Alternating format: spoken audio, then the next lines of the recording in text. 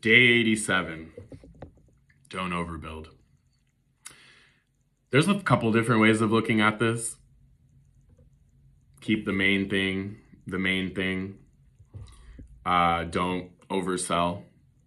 Again, don't overbuild. So what do I mean by that? I know that I've talked a little bit about how when I first started my business, my pet care business, I didn't really focus. I did focus on one thing, but I also thought one service or offering, but I also thought that I could be like this one-stop shop for everything pet care related. And I think that I had a little bit of beginner's luck going for me in the sense that because I was younger, a huge part of my story was that I started this business in the middle of college, and my customers and my clients knew that, okay? So they knew that I was like running my business in between going to classes and stuff, okay? And I use that to my advantage, okay? There's a reason why I was very upfront about all that. Also, it sets an expectation. Please don't think that I have the ability to watch your dog 24/7. Please understand that I am running this business like in between going to college. But why do I specifically use the term overbuild? So, when you get started running your business, and you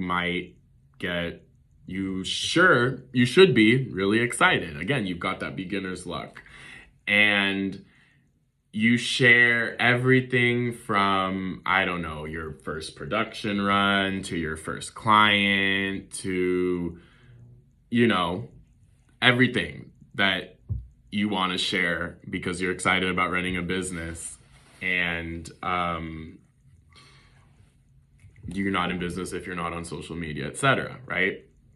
So it's very easy to get in the habit of doing that at the beginning, and then once you realize that running a business, you can't run off of fumes, that there's going to be days that you're really not feeling it. It can be really difficult to sustain that.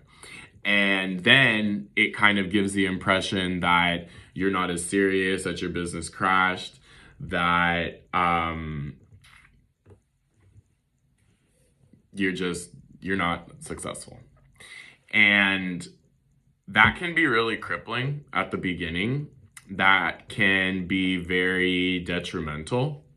And I would argue, and I'm not saying that I'm the best at this, I would argue it's better to downplay a little bit rather than overplay, because it's always easier to fill in that gap, if you understand what I'm putting down, rather than oversell and then have nothing to fall back on. So that's what I mean when I say don't overbuild.